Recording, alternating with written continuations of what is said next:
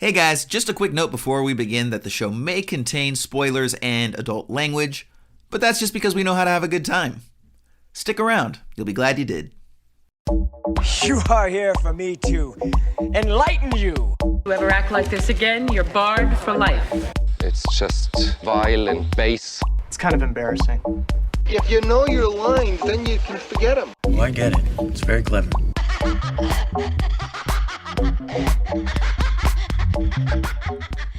Hello peoples and welcome to Esoterica Cinema, the podcast where we take films from the cinematic multiverse and discuss the hell out of them. My name is Jason Peters, and with me as always is the man who for 3 years lived disguised as a monk in a Shaolin temple before he was found out, Mr. Ryan Siebold. What's up, Jason? How's it going, buddy?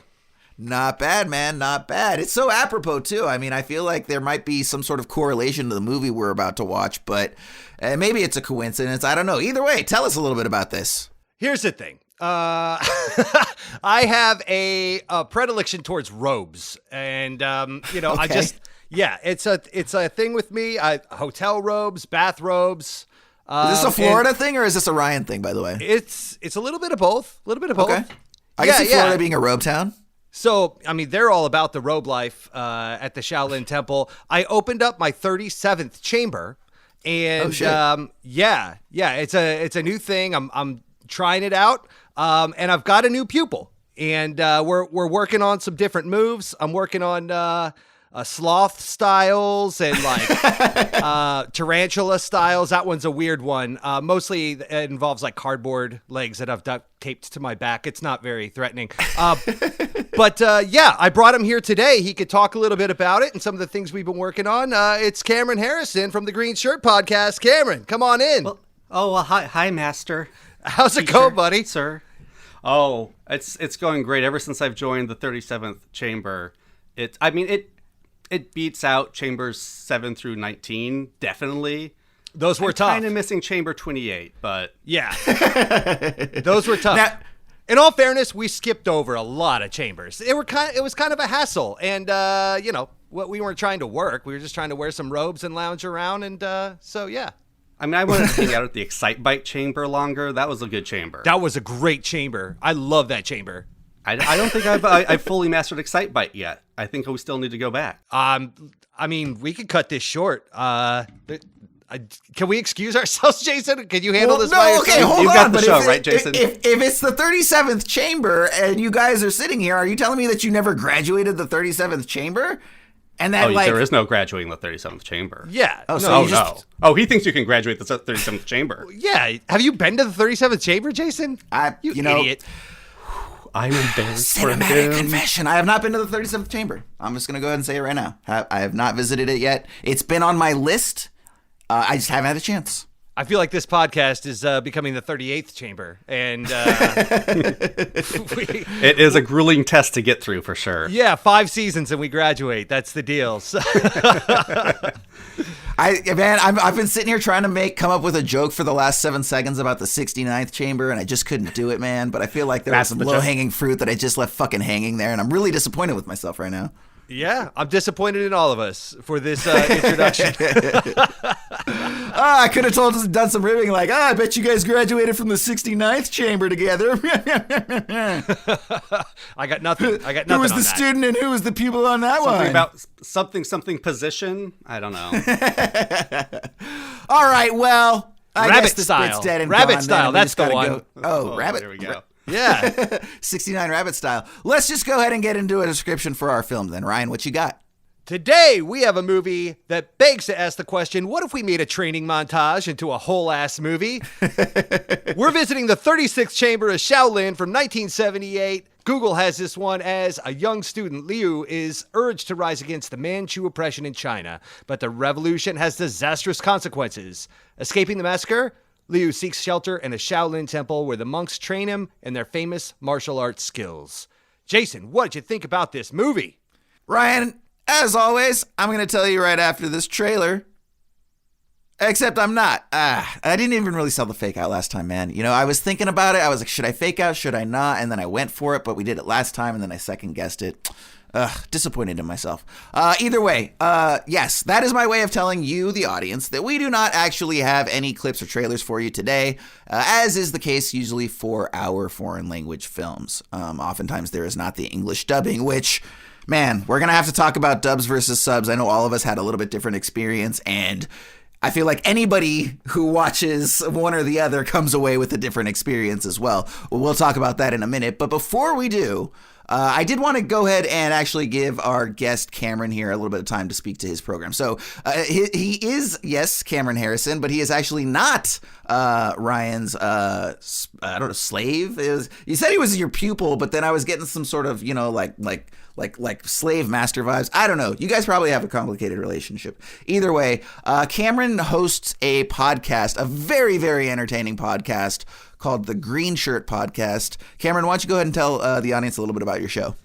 Yeah, sure. I am the host of Green Shirt, A Newbie's Trek Through the Next Generation is our podcast. It's a Star Trek podcast. I, though a nerd I am, never watched The Next Generation growing up, so I'm doing so for the first time in a podcast format with my slightly more knowledgeable co-hosts. We just started season 5. I hear there's a lot of really good episodes this season, so I'm super excited to dive into them. And yeah, it's Star Trek with dick jokes, really, is our podcast. And if that description sounds good to you, you should check it out. You can find us at pretty much all major podcasting outlets, as well as on Twitter at GreenShirt87. Facebook is facebook.com/GreenShirtPodcast. You can find us, follow us. It's a pretty good time. It is a really good time. I highly recommend this podcast. It's a lot of fun. Yeah, it's also great because it's like one of those things too where, so like for someone like me, like I get to, so I'm not familiar with Star Trek either, you know? And so yeah, of course, like literally any other show, any other podcast that looks at Star Trek, I can't hang with them. But the fact that you have, you're two knowledgeable people, and then you, who's the, you know, hence the green shirt, right? Because you're a rookie newbie. Thank you. Yeah, right. So not everyone gets that. Yeah, so for someone like me who's not familiar, like I get to totally, like you get to mimic my experience, and it makes for a really enjoyable show, whether you're familiar with the program or not. We do try to kind of like find that balance between like super nerdy and super casual fans, and I've heard from both groups that they enjoy the show, so I think we kind of successfully straddle that at times. Count us as in a little of column A and a little of column B here. But we're big fans of the show, and we're glad to have you. Yeah. Thank you, sir. I'm super excited to be here. I do want to give a full disclosure. I wanted to be a good guest. I wanted to watch the entire, Chambers of Shaolin franchise. I looked and I looked and I looked. I could not find installments 1 through 35. I'm sorry. So I'm coming in fresh on 36. Wow, ballsy, just like the protagonist, man. You know, just coming out straight on top. Let's see if you get smacked down right away or not. It's not the only way I relate to him, let's just say. It's like Police Academy 4, Citizens on Patrol. You just got to go right for the fourth one. Just skip one. That's right. That's the ultimate viewing order. Yeah, right. Absolutely. So I'll tell you what, man. Let's go ahead with the introductions and silliness out of the way. We can go ahead and get started on our discussion here. Ryan, it's a good place to start. At the beginning. At the beginning, absolutely. So for our opening shot, we open on a wide shot of a lone figure in the center of the screen. He's lit by a lone overhead spotlight, standing disciplined and strong, his musculature visible even from afar. Now from there, we perform what technically isn't a jump cut, but somehow still feels like one, as we move to a medium close-up of the man staring directly into camera. There's a flash of blue lighting accompanied by the sound of thunder, after which the stage illuminates into bright white as our hero performs a brief and effective martial arts display, and the credits roll. Now, guys, right off the bat, very first thing, when the guy's standing there and he's got the rings on his wrists, like I immediately thought of Kung Fu Hustle, and I'd have to imagine that was like a reference to that film. Cameron, kind of like yourself, and on listeners as well, I'm not very well versed in Kung Fu, right? In Kung Fu films. I mean, you know, the discipline itself, of course, if you've seen my body type, it's obvious, but Kung Fu films as well, I'm not super well versed in them at all. I've seen a couple, maybe. And even the ones, it's like, you know, we watched Harakiri the other day, and it's like, well, no, that's more of like an art film that just happens to have samurais in it. Same thing I would argue with like Seven Samurai. So like I'm not from that like old school camp of, well, campy kung fu, right?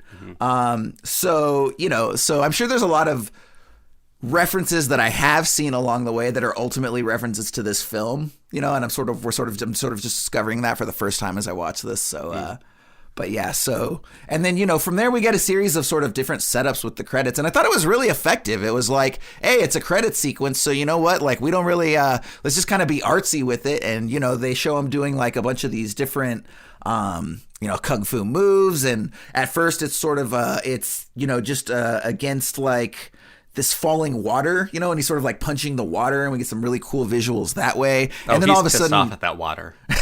He's like, "Fuck you, water! You killed my mom!" Not Bam. like that water. Yeah, he kicks that water's ass. He really does. And then he, you know, he's doing the same thing, sort of up against this sort of very nice, you know, big red backdrop with the sunset and everything. And what did that look like, Jason? What did that look like? A Star Trek planet. It was totally on a Star Trek planet. That is absolutely Mars. I wonder if they went to Red Rocks or. No, I do love, like you said, I'm not super versed in kung fu movies or Asian cinema, though. So I mean, I went to film school, so I've been exposed. Really? Hold on, stop that! I didn't know that you went to film school, huh? Oh yes, I did. Oh, where that at? degree to great work. North Carolina School of the Arts, little North Carolina shout out. That's awesome, dude. Congratulations. So we actually have 3 film school graduates on right now. We're the podcast with that. Okay. Yeah. That's how Ryan and I met. Ryan and I met in film school. Oh, nice. Yeah. But yeah, so he's one of those Johnny Cash types who's lived everywhere. Right? Like you can talk to 12 different people and each of them can be from somewhere else and he'll be like, oh yeah, I'm from there. Oh yeah, I'm from there too. Oh yeah, I'm from there. Guy was born in like 12 different places at the same exact time. It's very strange. I've never been from North Carolina though. I don't have a North Carolina persona. So Cam, you can take this one. How about Alaska? Because that's where I'm actually from. Yeah, I've never been from Alaska. No, yeah. Okay, cool. Well, I have yet to develep my just shot me my down, Inuit man. personality. Yeah, I'm the one to break him. Yeah, appreciate it. I will break you. It's like, oh yeah, no, he's been everywhere. Like drops 3 places. No, I'm not from there. Oh, never mind. Yeah, great story. Could have used a robot. Portland, Oregon. Yeah, no, never even. Okay, well, those are the 3 places I have lived: Alaska, North Carolina, Portland, Oregon. Is that where you are now? Wow. Yes. Nice. Yep. That is 3 very different places. No. It is. Yeah. But yeah, here in Portland, Oregon, there's a great theater, the Hollywood Theater, and they do Kung Fu night. So I've been to a handful of those and seen some Kung Fu films. Back to my point, though, I do love those very stylized sets. Absolutely. The backdrop with the very saturated colors. Kurosawa did a lot of that. So I do love when they go super stylized like that. And then, yeah, just the Kung Fu in general. Yeah, I've seen a couple in high school. And then, you know, I go to these Kung Fu nights every once in a while. And those guys know their stuff. They get up there and talk for 30 minutes before a movie, like just dropping names like it's nothing. Totally. So there is definitely a whole culture there that I've just barely scratched the surface of. But it is nice. I've seen a few and I don't know if I could really differentiate them all. Like they all kind of feel, I like Kung Fu movies, but they all kind of feel the same to me. Yeah, definitely. Well, so let's go ahead and start where the film starts in terms of like, you know, the story proper. Well, I'll mention this. I'm so sorry. I did want to talk about this opening scene just a little bit. Oh yeah. Please go ahead. I thought it was an interesting choice. I mean, I get why they do it because there is going to be like a lot of exposition and as you said, Ryan, a long training montage before you get to any really true kung fu fights into the movie. So they're trying to give you a little taste up front. I get that. They're showing off their star, Gordon Liu, who is impeccable. I mean, I pretty much look like that when I take my shirt off. Don't we all? That's actually the podcast host physique. It's so common. That's right. Yeah. Started calling it podcast host physique. Like dad bod, podcast host physique. Yeah. But I thought it was kind of a mistake to do that here, because for me, like, one of the strengths of this movie, again, is Gordon Liu and his performance, and the story of how he goes from, like, this nerdy college student, right, who doesn't know his crouching tigers from his hidden dragons. He starts at, like, a 0, and then we see him built up until he does become this kung fu master at the end. And it's that story where I think the film is really has its legs and its foundation in his performance of going from A to Z. I don't know.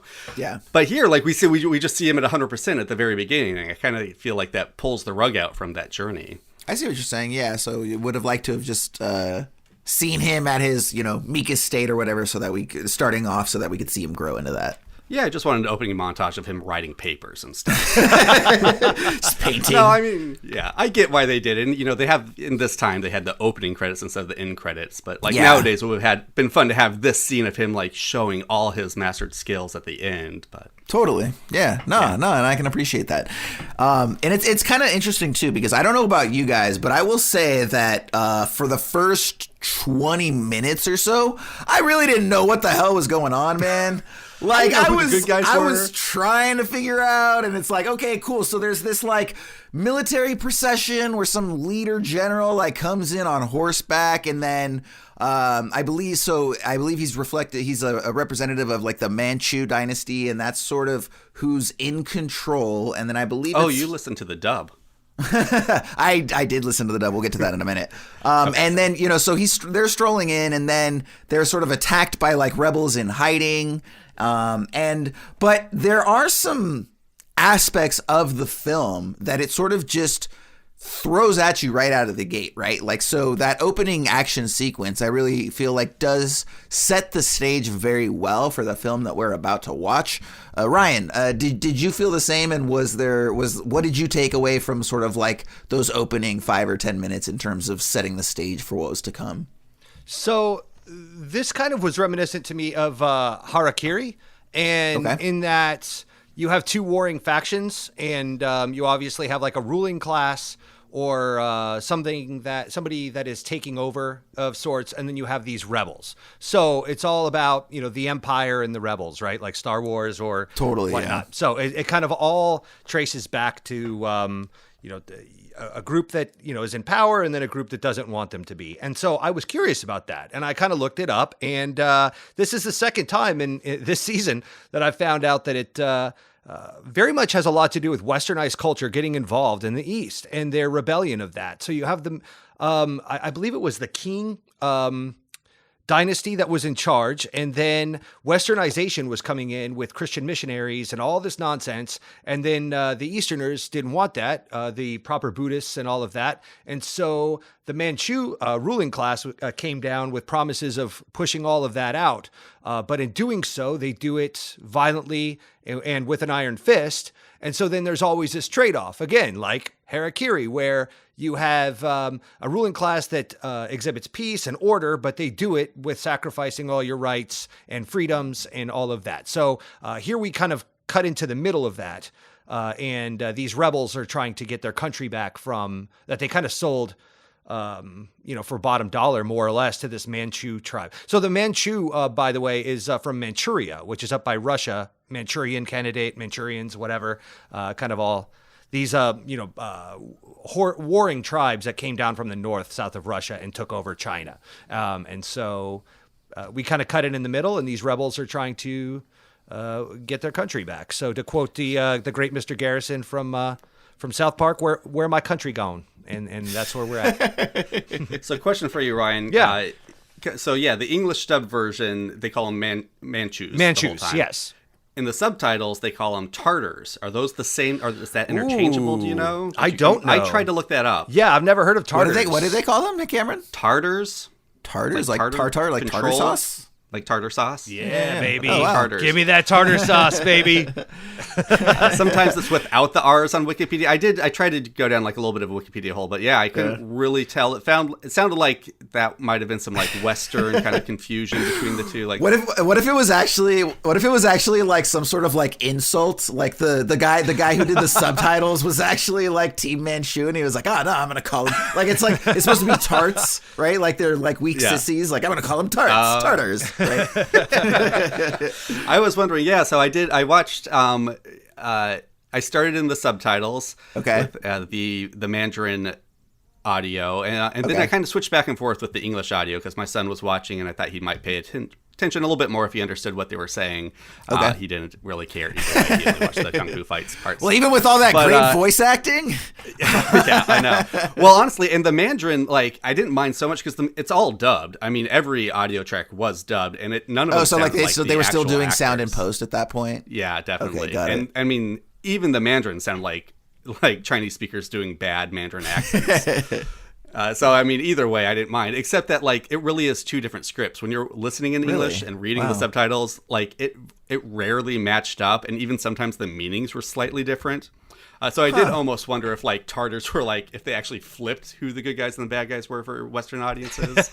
Maybe, I don't know. But, it was a really weird, like, because your brain's working on two different levels and, like, taking in almost two different stories at once. It was a weird experience. Yeah, I bet. Ryan, how did you watch it? I watched it dubbed as hell, and I enjoyed it. I watched it dubbed as hell too. So, I mean, I don't know if I'm sure it's still the case at the time of this recording. It's free on Amazon if you have an Amazon Prime subscription. Is that where you watched it? Yes. So I kind of feel like that's. I hate to say this, but I kind of feel like that's the authentic experience because that's when I close my eyes and I picture kung fu movies, you picture the dub. You know, it's the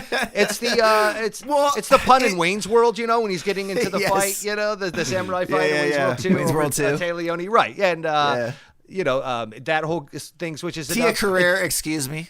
Don't whitewash her. Kung Pao, was it Fist of Fury? Oh yeah, yeah, that's fantastic. Yeah. So, and that's I never saw that one actually. I think that came up last season or something. But like, I feel like it's funny. Did you like that, Cameron? That is a bizarre movie. I liked 60% of it. Okay. Like qualifier. Yeah, right. Well, whenever they were taking the actual kung fu footage and like putting him in there and just recutting it and redubbing it, that's funny as fuck. Yeah, right. It's totally. Anytime they cut to like the weird stuff they shot themselves where he's fighting the cow and everything. Yeah, right. It's like from a whole different movie. It's just terrible. And that's the stuff they put in the trailer. Yeah. That's how they sold it, was him fighting a cow. And I'm like, no, this is the worst part of the movie. Yeah, it really is. How do you sell to an American audience? Oh, yeah, we just took old kung fu movies and cut them up and redubbed them. But you're right. That's the choice stuff. And that's how I was kind of introduced to kung fu films. Also, you know, growing up, watching anything like this, you didn't have all these options of, I want the original Mandarin or the subtitled or this and that. You just kind of had to watch what was in your local video store. And so I can't say I'm like well-versed in Kung Fu films, but I will say anything that I've watched was this way. And so it didn't bother me as much because I knew what to expect, I guess. Yeah, and it's not Fellini. Like, again, they're not the greatest actors for the most part. They're doing it in post. They're doing it fast. They're doing it cheap. Like, But I will say, though, that I was way more impressed with the size, scale, and scope of this film than I expected to be. Absolutely, I thought 100%. This was going to be very small and cheesy and just bang them out over and over.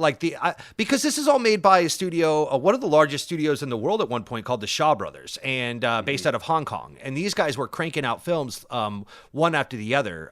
40 a year. Right, yeah. And so that was the Warner Brothers-esque logo that you saw in the very beginning of the film. And it's knowing their reputation, because there was an awesome documentary on Amazon that I watched a while back about the Shaw Brothers and the Hong Kong Kung Fu movement that was going on. And so I expected this to be lower quality. And I was pleasantly surprised that this felt big, like the Ten Commandments or like a David Lean film or something. No, absolutely, man. On a budget, obviously, but there are tons of extras. Every scene felt big and filled out. It wasn't like they shot it tight to get around budgetary constraints. Everything was allowed to happen in a wide shot. A lot of sets, a lot of huge sets. Yeah, and it was beautiful. Absolutely. So I thought it was very engaging. Yeah, and that was really the thing that kind of stuck out to me, like from those opening scenes, is that, we get a lot of wide shots and we get the processions and we've got extras.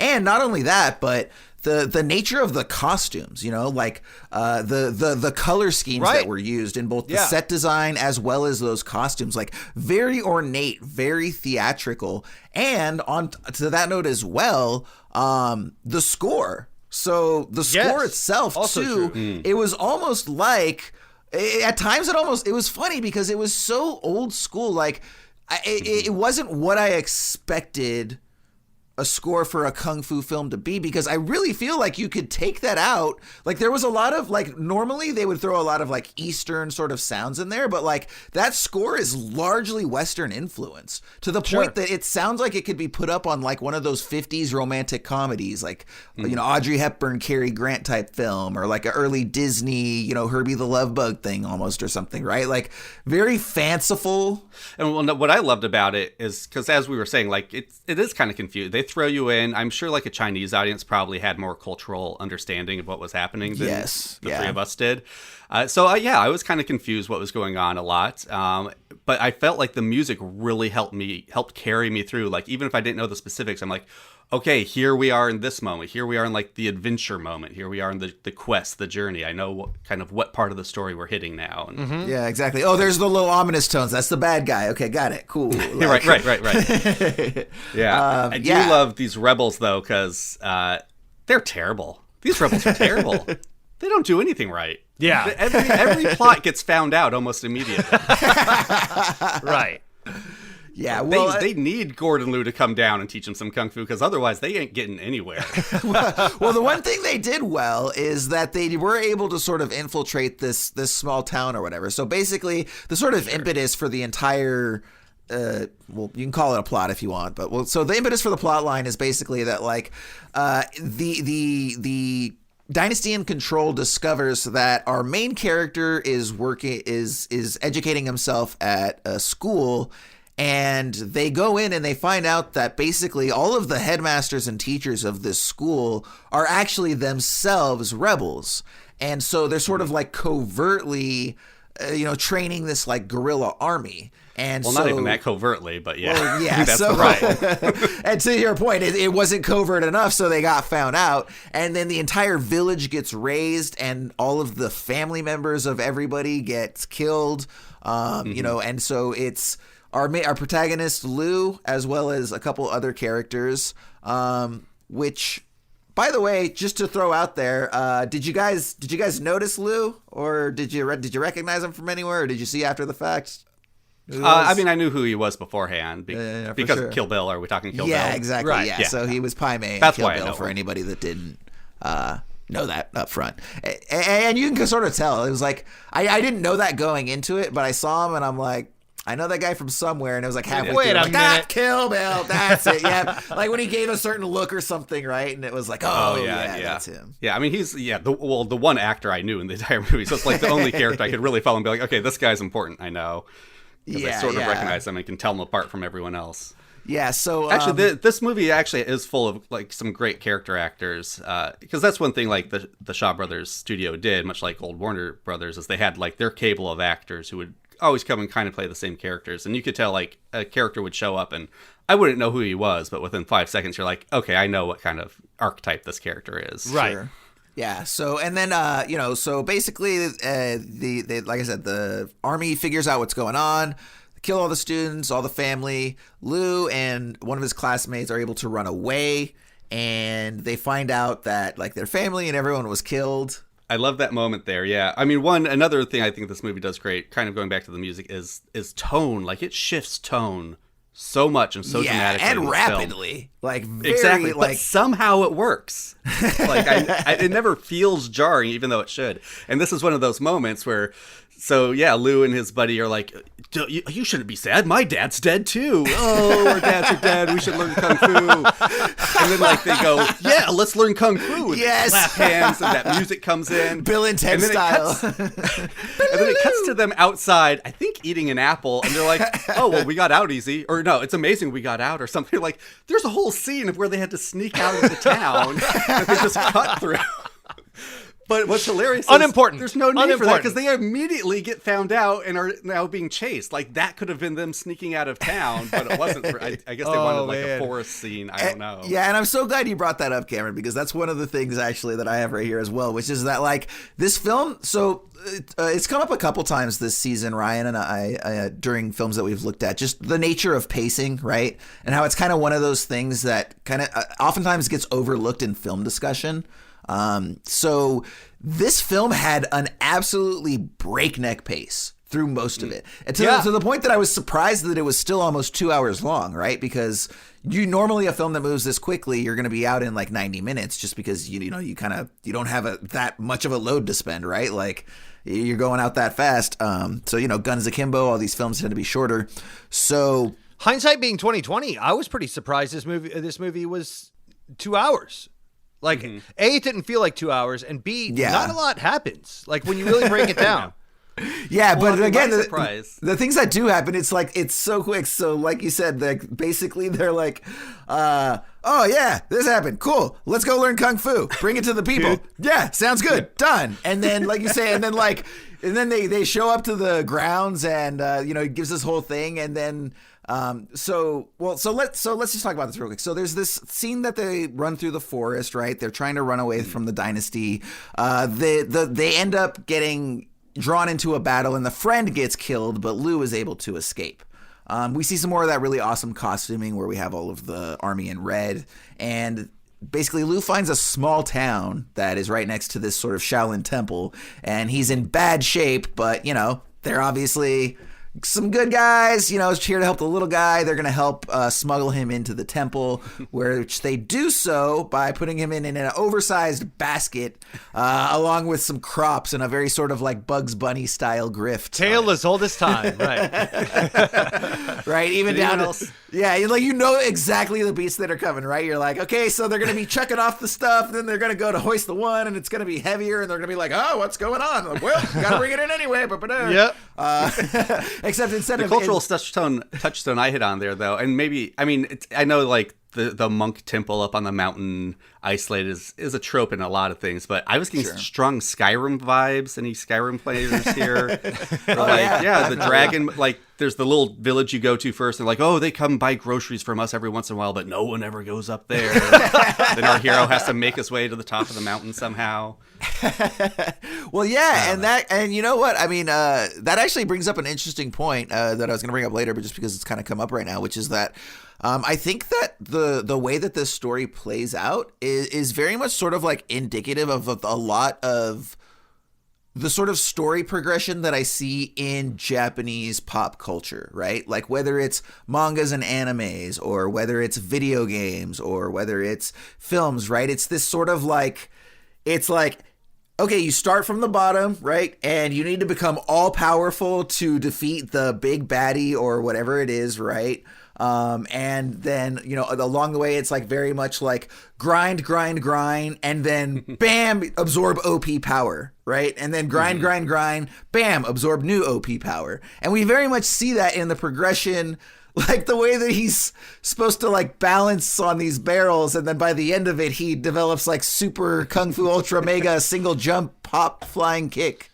Like, he stays up one night and does that. Yeah, exactly. It's very much like grind. Like, oh, now I can do this amazing thing. Bam, right? Well, that's. I actually have in my notes that I feel like I could do a lot of this stuff. I don't think it looks that hard. I was going to ask you. He makes it look easy, bro. That's the thing, dude. How many chambers do you think you would get through? I think I could get through at least half of these. Okay, like 17 chambers? In my podcast shape, yeah, in a row. Let's do this, please. You do have the podcast bod. I feel like a lot of this is concentration and like, So here's the thing, dude. I feel like Zelda Breath of the Wild prepared me for all of this. I think I'm good to go. Now, look, there are a couple rooms. You just got to feel the rhythm out. There are a couple rooms. Well, I'll tell you what. Let's just bring up to speed here so we can actually get into this. So, so they do the whole grift where they bring him into the temple. He ends up being discovered because they knock over the crops. He comes spilling out. They see that he's in bad shape, so they're basically like, okay, well, we're gonna let you go ahead and heal. Once you're up to speed, time to get the hell out, right? But what should take, I don't know, seemingly months, according to their reaction, in terms of healing time, it only takes him 10 days. And so the Lord of the temple is very impressed and assumes that this is a showing that Buddha favors him. And as a result, they're going to keep him around and let him be, one of the monks. Which you're right, Ryan. A very, very similar setup to Harakiri. I guess that was kind of, a thing that happened at a certain point in history and was probably very common for a lot of the people over there. Yeah. I mean, it's something that you see repeated over and over again, where a peaceful culture gets into the arts and certain domesticated activities, and then a military class will come in and take over. And so that's what happened in Harakiri, and that's what's happening here as well, where this military ruling has brought order and peace to a land that couldn't agree and couldn't get along because of all their clashing and all their progressive ideas. But then in hindsight, you let this ruling class in to install order, and then it takes over and rules everything with an iron fist, so to speak. And again, Star Wars, I mean, this is all it bleeds throughout our culture in many, many stories, but this is another one of those stories. Well, and I guess I found out, too, that this is based on, and I'm not sure if it's mythological or historical or maybe like quasi both, like Jesus, but it's based on like a story of how Shaolin came to the people. Mm-hmm. And I'm going to get more into that later with some of the other characters that show up that I was like, what is happening here? When I later realized, these guys kind of have to be part of the story because they're part of the story. Got it. That makes more sense. I think you're talking about the third act. I kind of had a very the third act I have like... a lot to say about. My tone is going to shift greatly in the third act. Which is funny, too, because so we're pretty much, I mean, right now we start the second act and kind of, you kind of alluded to it earlier, Ryan, that like it's a bulk of the film, is just him sort of training. So like I said, they're like, okay, Buddha favors you. We're going to let you stay. We're going to let you be part of what we got going on here.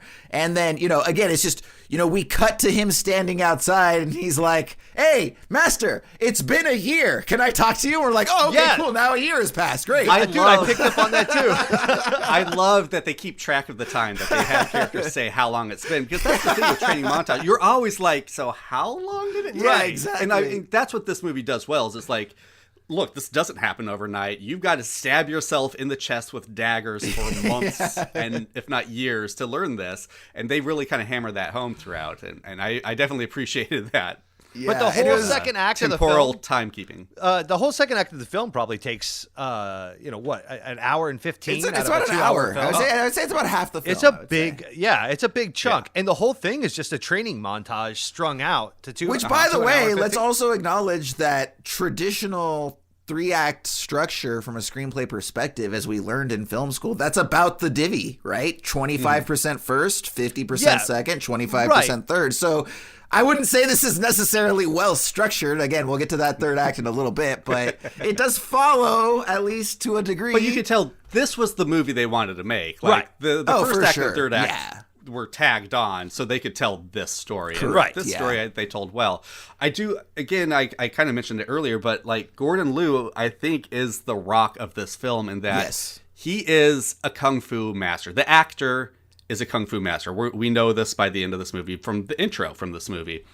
But you would not know that watching his performance. Like, he really plays the fuck up really well. Like, he's definitely. Like trying to cheat at that barrel chamber. Like, I buy that he's just like some doofus who doesn't know what he's doing. Like, and that's, I mean, when you are good, playing bad is hard. That's very good. That's funny. So often, you give these guys kung fu actors and martial artists in films really dumb roles just to exhibit their martial arts. Mm-hmm. And it's like, he's he's a clerk, or he's doing this fool's errand, and he knows kung fu. And that's a lot of Jackie Chan movies, and it's just the silliness abounds. But you're right. To your point, Cameron, he kind of plays this part all the way through very consistently, and it's very well performed. He kills it.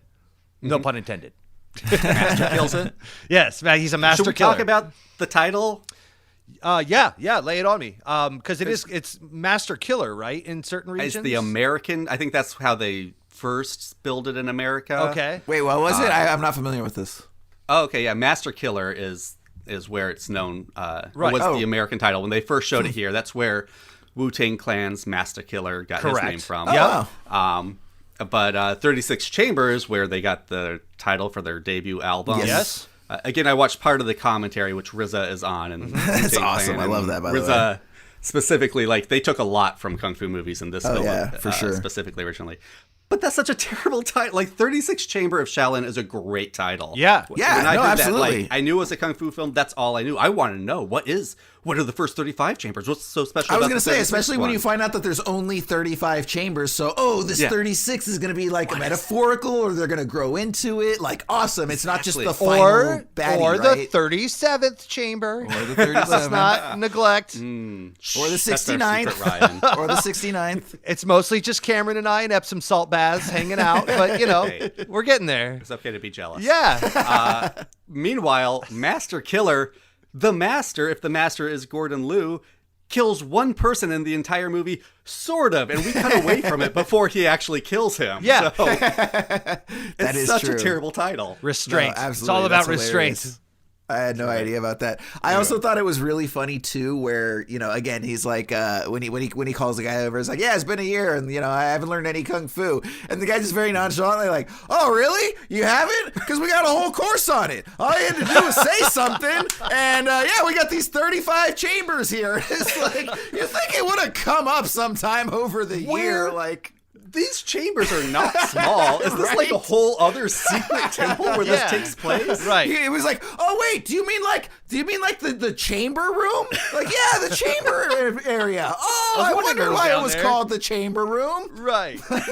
Like, just Like, so and how does these nonchalantly, work? like, oh, why didn't you say something? I've got him right Do they here. all eat in the first or the 35th chamber the entire time? Are they all going to this cafeteria the entire time? Like, I don't understand the rules. It's fine. I don't need to, but I was confused. Yeah, it was very funny. Yeah, it did get a little convoluted as far as that, where all this was happening. And then it's also weird too, because so they tell him, they're like, okay, yeah, so there's 35 rooms, he's like, cool, I want to start at room 35. And they're like, great, kid. And so they take him in, and he sees the old guy. And I'm sure that's like what the Pai Mei character from Kill Bill was based on, was that like the old guy right there.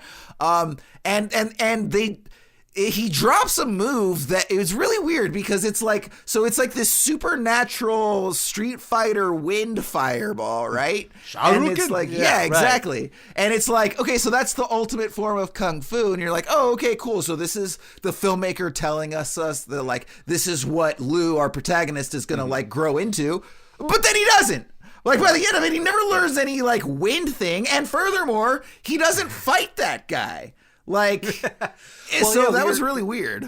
We're told he masters the 35th room, but we never see it. I'm like, that's weird. I wanted to see like his return, because I love it when he first goes. I love this whole moment. I love that first monk. It was very cool. Yeah. He was super cool. And he's like, where do you want to start? Oh, you want to start at the top? Sure, kid. Let's see this. Yeah. He goes in there. It's fucking weird. It's so weird in there. They're all chanting in this weird alien kind of intonation, and yeah. At this point, how many chambers did it take for you guys to realize his name had changed to Santa? What? None chambers? I didn't pick up on that. Okay. It took the 37th chamber. What? Really? Yeah. I literally don't know what you're talking about. Maybe this Please is to because in explain, the subtitles. Okay, his name, for some reason. Oh, it's Sonte or Sonta. Sonte. In the subtitles, it's Santa. Okay. And in the English dub, it even kind of sounds like Santa. Yeah, it's Sante, I think is what Oh, you know what? I saw that in the credits. I didn't watch the subtitles. Right. Yeah, the character's name is Sante. I don't know why it's Santa. Oh, okay. In the movie. Okay. Yeah. Well, I mean, is that something too? Like in terms of what is it, Mandarin? Right? The pronunciation. Do they pronounce E's as A's? Maybe. I'm sure it has something to do with that. I mean, because I know there's different pronunciations from the way that we do in a lot of the vowels. Unless the American distributors just wanted to make this like a prequel to the Santa story. The sequel was going to be him learning to make toys. You know what? There's something we should actually, there's something we can actually talk about right now too, that this dovetails nicely into, which is that it's easy to forget right now in 2021 with how globalized everything is, and with how the influx of various nationalities over the years into America. Like, we have all the nationalities, right? There's a market for a ton of different languages, right? So you can make money by having Spanish language films, Chinese language films, here in America, where before they would be strictly related to region, and the internet only opened that up more. So, but it's easy to forget that like prior to 2000, like dubbing was not done with a level of respect and sophistication, right? So like you brought up at the top of the show, like El Mariachi, man, like we looked at that last time and I remember starting it and getting through 5 minutes on dubbing and being like, no, I cannot do this, right? Like, because it was just like, pick like the most stereotypic accent. Like, hey, Martin, you better get over here, right? Like, you basically like hear Speedy Gonzalez like, 2 hours of Speedy Gonzalez all the way. Terrible. I was just like, no. So, and that's 93. So now go back 30 years prior to that. That's where we are with this. So like, I don't know about you guys, but my Lou sounded like a New York like Jewish gangster, right? He was like, hey guys, we gotta go. We gotta overthrow the government.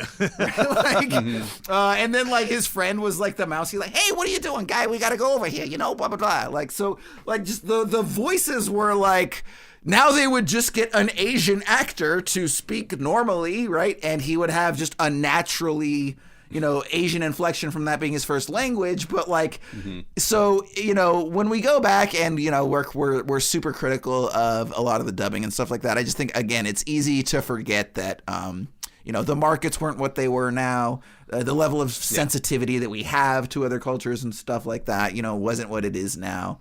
But to get these sobering reminders is it's very funny, dude. It's very funny. It always makes me laugh. It's like, I guess we have come. I guess we're doing okay. We're making some progress. Good for us. Reluctant pat on the back. We're not the 35th chamber of wokeness yet, but we're in the teens, early 20s. Yeah. We're not doing so bad. Kind of speaking of which, so that's why I thought maybe we didn't see him return to the 35th chambers, because as an audience, we are all just laymen who have not gone through the first 34 chambers, so we wouldn't have understood what took place there. It's beyond us. Oh, and not only that, but it also lends that much more depth and credence to the Wu-Tang album, right? Because their album is Enter the 36th Chamber, so they are inviting us into their world to teach us their Shaolin ways with their debut album. But to your point, it is interesting, like what they decide to call back, like set up and call back in this film, and what they don't. Because I too thought that wind attack was going to show up. At some point. Yeah, definitely. So like I said, we're firmly in which, oh man, it's taking us a long time to get to the second act, guys. But that's okay. But the good thing is that we can pretty much speed through the second act here, because it's basically just the Yoda Luke training montage for an hour. That's all it is, right? And it's also a really interesting progression, right? Because, so the first one, it's all about balance, right? Is he's got to balance on these barrels and he tries to get around it and they make him go through and then he figures it out. Then they bust up the barrels, they become the logs. He's able to like skip across it super quick. And it's the original Mario Brothers, right? Yeah, exactly, right? And then from there, Donkey Kong?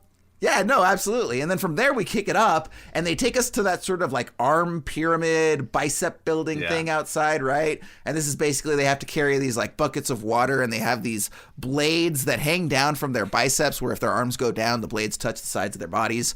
And then after that, he goes to the eye chamber. And it's just like, I feel like the eye chamber maybe should have come before the arm chamber. There's some progression. Like I thought that was the funniest thing. I thought there was two of like because then after that he goes to the head chamber, which is just a bunch of dudes headbutting like punching bags. So it's like, I don't know. I just feel like maybe the blades on the biceps might have been more towards the end after like watching a pendulum swing back and forth and. Maybe it's just me. I don't know. And then the pacing was weird too. Like some we would spend a long time on, and some would again like the passage of time would be a single cut, and like suddenly he knows how to hold the barrels. And I mean, yeah. It's also interesting that the eye chamber. He learns the eye chamber, and then he has to like fight. He has to fight the logs, and he knows kung fu, but he hasn't learned kung fu yet. He learns the kung fu later. Yeah, right. Yeah. That was a weird. Choice. Yeah, he kind of like ramps up super quick, but then he still has halfway to go, and it's like he's probably just got. But some it's interesting. Yeah, they say the head is the most important, and that does wind up being his killing move at the end. So that's true. I guess the headbutting. I wouldn't have guessed it. Death. Was the Yes. Well, you know, guys, I mean, one of the things we haven't even talked about, which is like the friggin' hallmark of these films, and that's the sound effects. I mean, so okay. First of all, everybody listening, if you've watched this film, you know, you know, and if you haven't, this is basically like all of the kung fu parodies that you would do with your friends on the schoolyard as a kid, right? Where, you know, the mouth doesn't match what you're saying, and I would do it for you guys, but again, it's audio, you can't see my mouth, so I'm not gonna do it. But I can tell you guys right now, his words are coming out different than how his mouth is. Trust me, believe it. It's really weird. But then just like, you know, Brian, you pointed it out too, like the Wayne's World 2 thing of the where the fights, you know, just like the super dramatic cling cling sound effects, where it's like it also all over the Wu-Tang album, everything. So. Yeah, and just the clanging of the swords and the super dramatic fist punches and the Well, what I would love to do is I'd love to find someone who's never seen a kung fu movie and then play just the audio from one of these scenes. I think that was like the graveyard scene specifically when I thought of this. Play it for them and have them try to guess what type of movie this is coming from, because like period piece kung fu movie would never cross their mind. They would go through like every iteration of science fiction first. Yeah. Especially if you have like that score that we talked about earlier. So all that's going on and then it's like yeah, when they're throwing the knives, it's laser beams. Yes, the laser sounds are the best. Yes. They're like so dramatic. I love it. Yeah, I love every moment. It's cheesy, but you wouldn't want to watch these movies without it. Well, and when they were doing the eye training with the lights on the candle and the pendulum earlier, they used the same sound effect to tether, so you could tell like he learned this from this and then learned this from this. So the training montages earlier in Act 2 had the same sound effects as how he would respond to certain fighting styles later on in the film. Pick up on that. That's good. It kind of tied it together. Speaking of the eyes, which chamber did he learn to have the star eyes in? That was the was candle eye chamber, on the pendulum. with the pendulum thing. Because I noticed there was a couple zooms on Masters, and they all had the little star lens on. Right, yeah. I was like, man, is he flirting with him? What's going on here?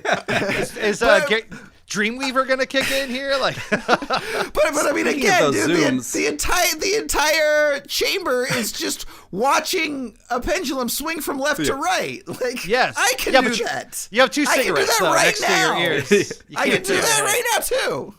Don't turn your head. I've been playing video games my whole life. My hand-eye coordination is top notch. That's what I'm saying, Jason. 37th chamber, come join us. We got you, fam. 36 chambers is boring. We've already beat that shit. By the way, that just reminded me right now. Did they make a Wu-Tang fighting game for like PlayStation 1 through 3 somewhere along the way? That sounds familiar. Oh, shit.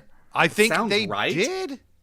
If they didn't, I'm going to. If they didn't, they had it in the works? Yeah. I feel like that was a thing, man. I don't know. I just thought of that for some reason. Does anyone know where I can get one of those staffs with the big metal hand on the end? Because I need that to help parent my kids.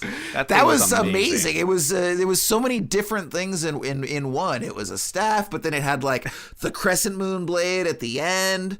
But then, like, I'm talking about the headmaster. Yes, in the head chamber. Right. Oh, which way during the headbutting scene? To like slap.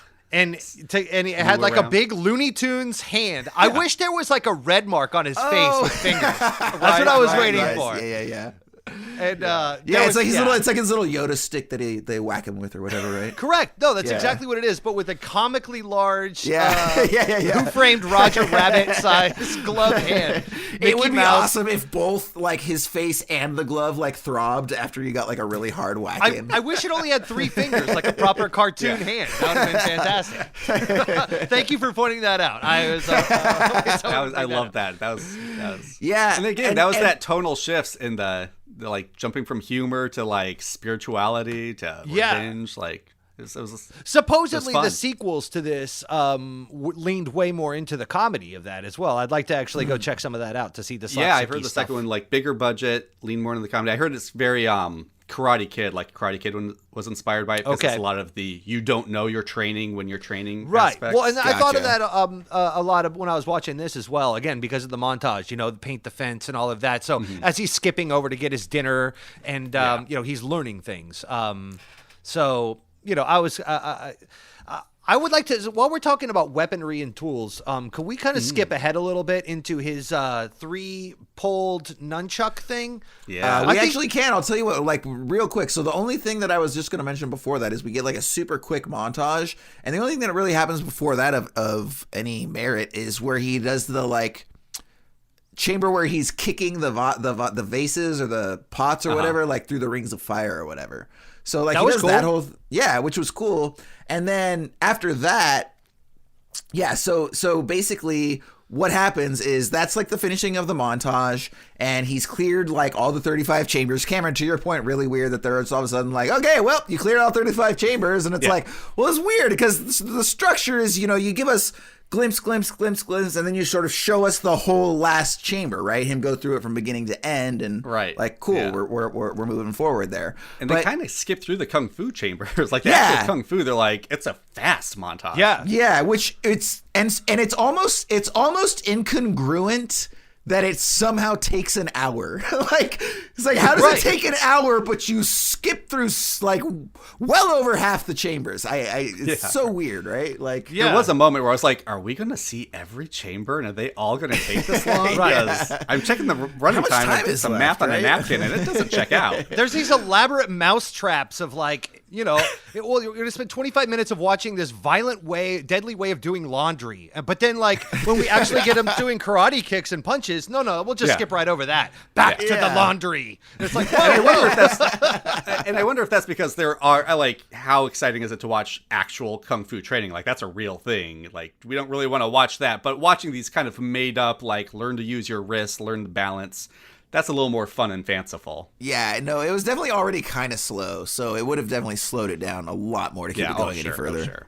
I know we're all laughing here, but the water bucket up the steps to pour the water down the ramp, did anybody catch what they were doing with the water? Weren't they doing laundry and washing out their robes with that water? Yeah. Oh, that would make sense. Yeah. I honestly thought it was just going into a pool. Like, they weren't doing anything with it. Like, it was just about... No. Like, it was more of that, like, mental, like, not only are you doing this shit, but it's not even doing anything. There were monks at the base, like, with their you're right, yellow you're right. robes, and they were wringing them out and beating them with a stick. Sense. So I'm thinking, what the fuck? So they're taking water from a well, carrying it up the stairs, like, fucking 80 feet high, pouring it down a ramp with knives on their arms, just to, like, wring their clothes out. I'm like, dude, just go put the robes in the well. The water's right there. This is all way too much work. Ryan, it's the journey, not the destination, man.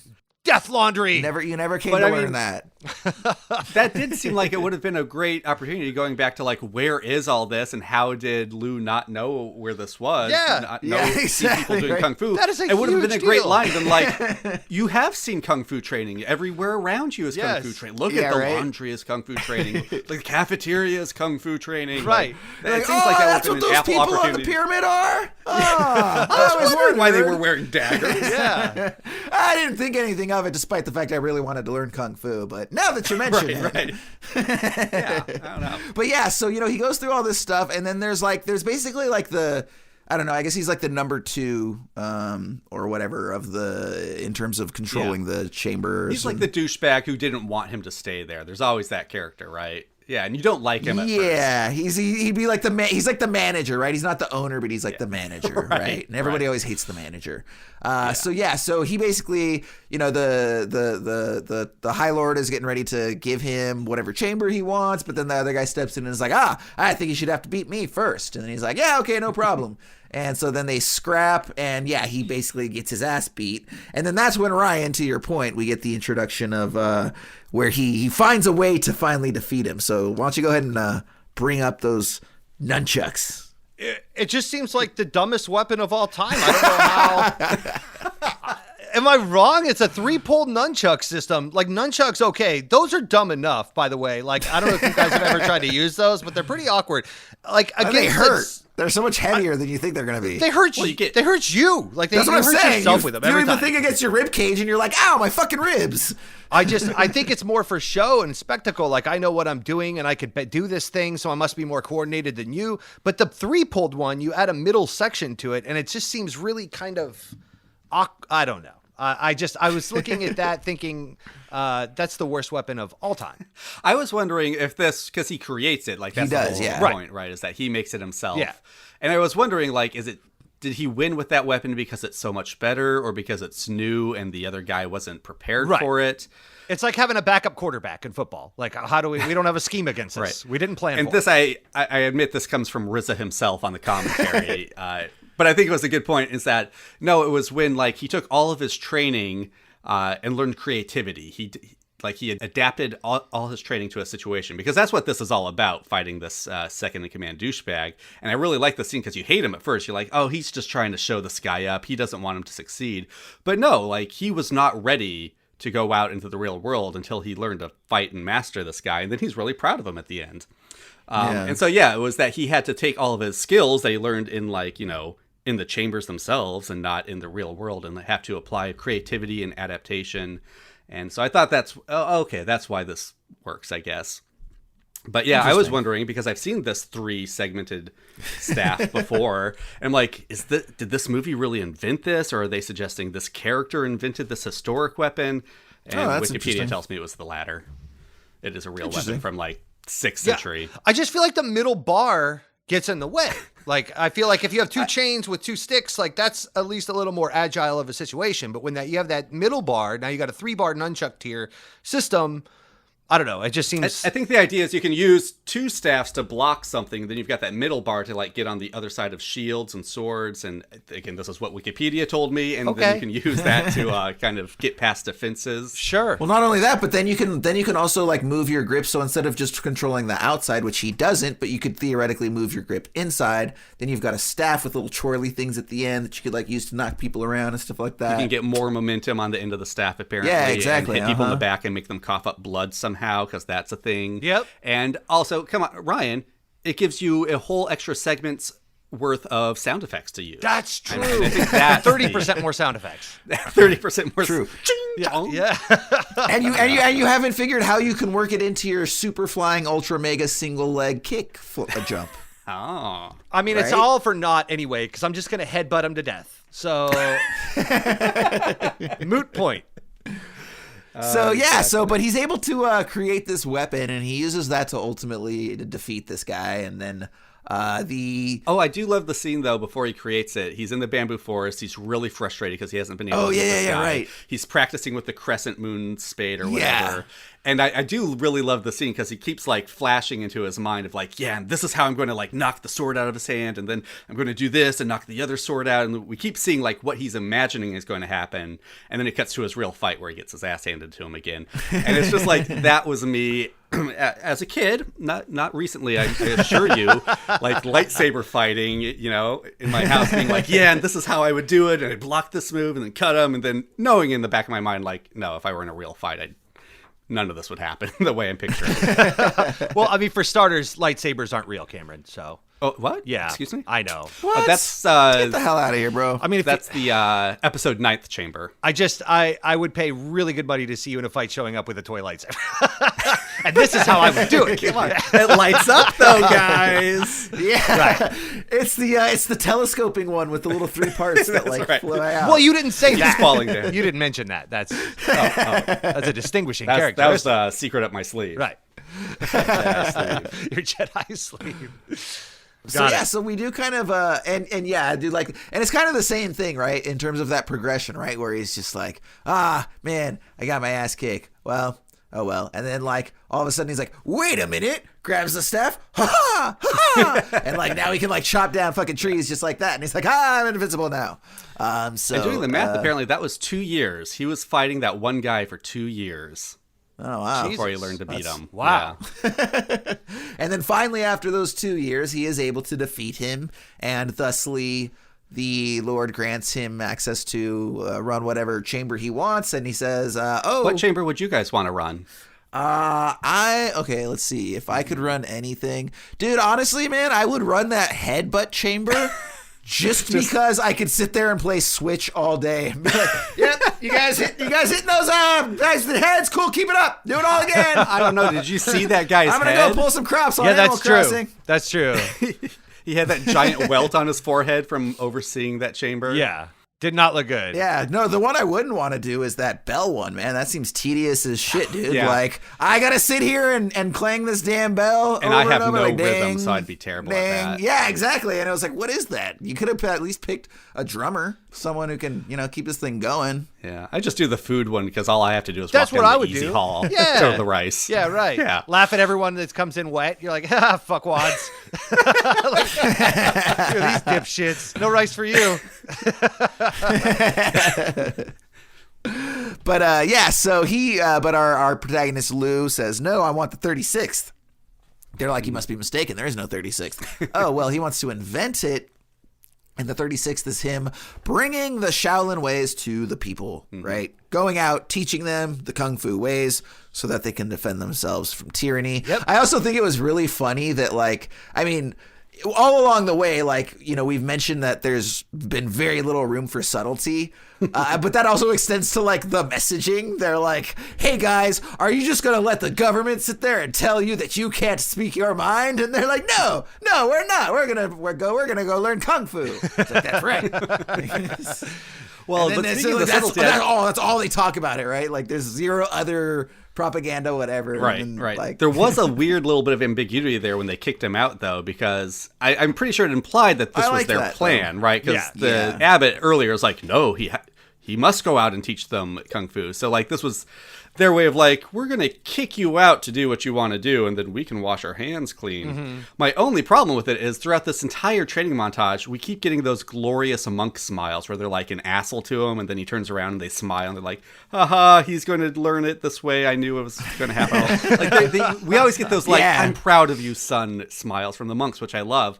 And it felt like we needed that here. When he leaves, the abbot and this number 2 could have turned and shared that smile all according to plan. But we don't get that. I missed it.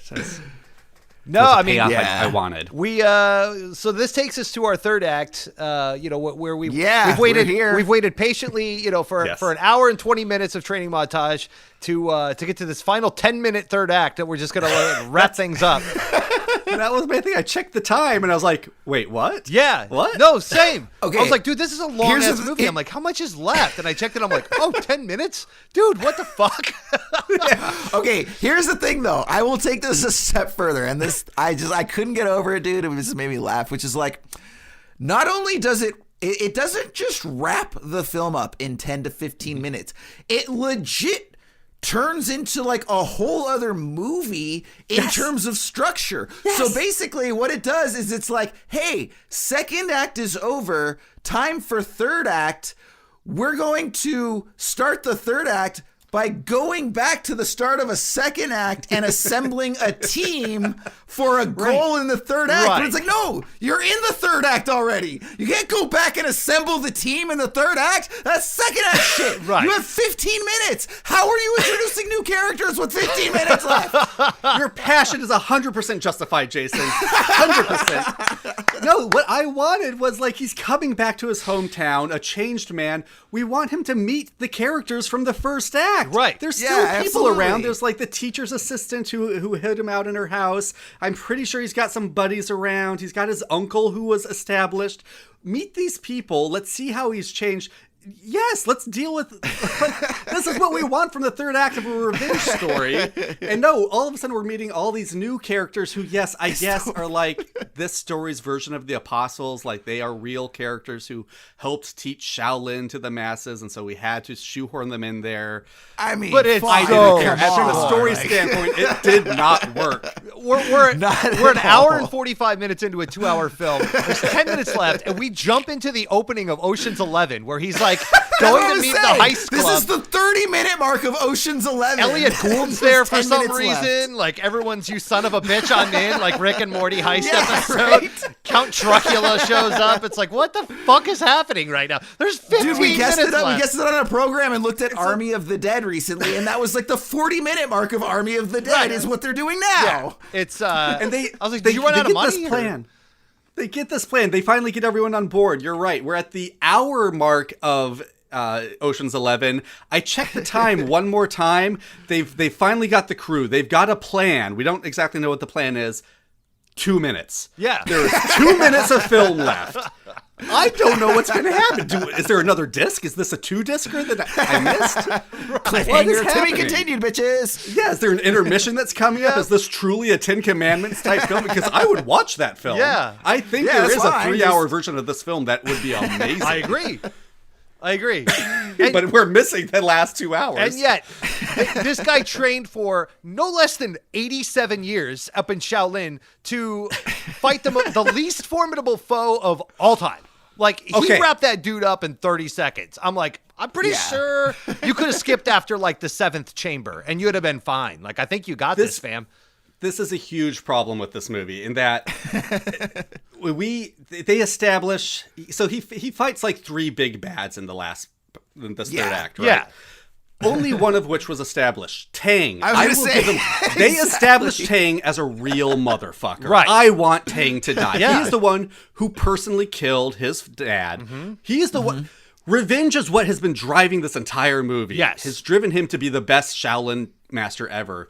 And that's the first mini-boss. It's the first mini-boss he takes out, and there's still 2 more big bosses I don't give a shit about. We never met him. Right? Yeah. No, we have not established them as martial arts experts. There's no reason he has to pull out this special weapon he designed just to defeat this guy. He has to look at this guy bad and he'll fall over. Like, Yeah. yes. Yeah. It'd be You like, save Tang for the end. He is the big bad. Right. Yeah, it's so weird. It's so weird. yeah, I don't know. It would be like if you killed the Wicked Witch of the West, like immediately, and then all of a sudden you introduce 2 more, and you're like, whoa, there's 2 there's more some now? monkeys you have to take out. Some flying monkeys. Yeah. We want to get rid of them. Right, yeah. Now you have to go get Aslan, the fucking lion over there. I was saying, whoa, it's like there's a something lion now? completely What the fuck? different. Yeah, we're in a different They're movie like, now. oh, now here comes the astronaut of Jupiter, Yeah. and you're like, what? And it's like, is this from a different movie? And they're like, nope. Well, what is this? The other kind of bad guy Saving I like. it for the third act. Surprise, bitches. Here's King Hippo Gotcha. from Mike Tyson's Punch-Out. It's like, whoa, what the fuck just happened?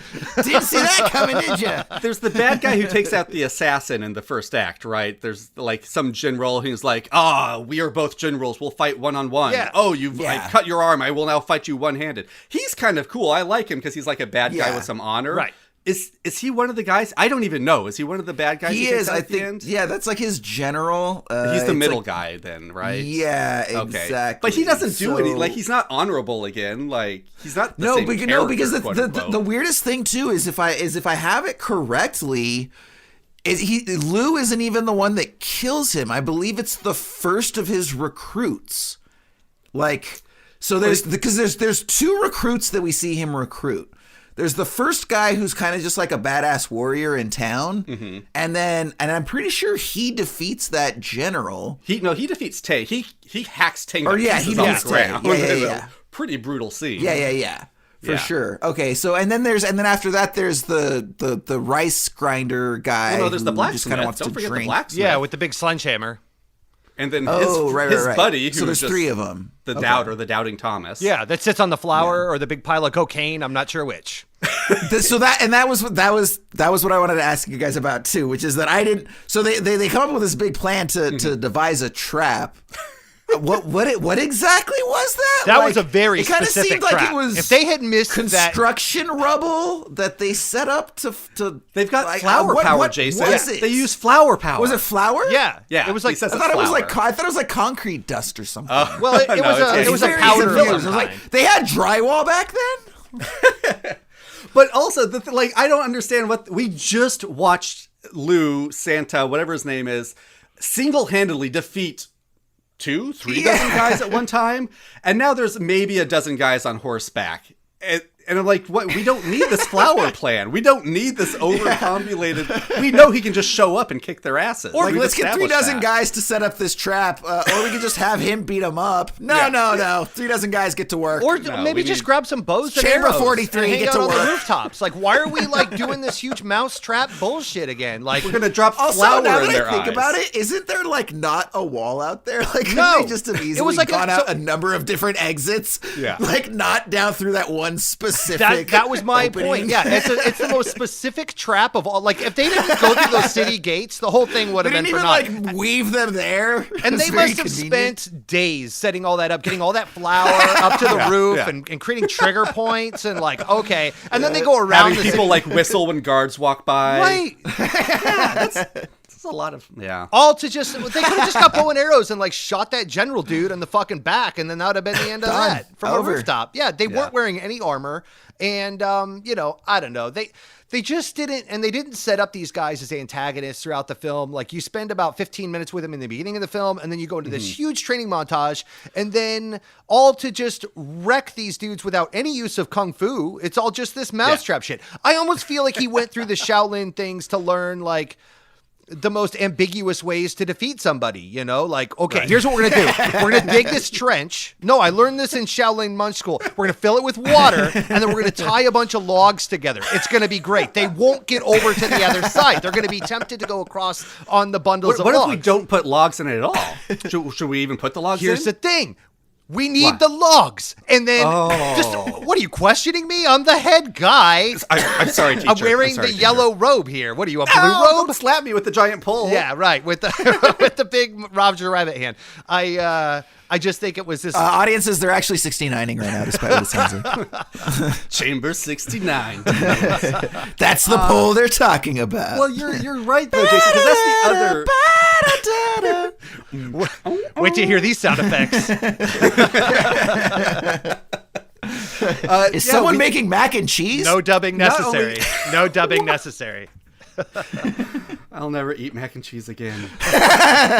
And not only do we not really set up these other two bad guys as villains, and again, this could be a cultural thing. I'm sure Chinese audiences would be like, oh yeah, the Tartars or the Manchus, whoever they're bad guys. Right. Like, we watch a Nazi movie. We don't need to see the Nazis do Nazi shit. We know the Nazis are bad. Yeah. But here in this movie, they talk a lot about how terrible they are.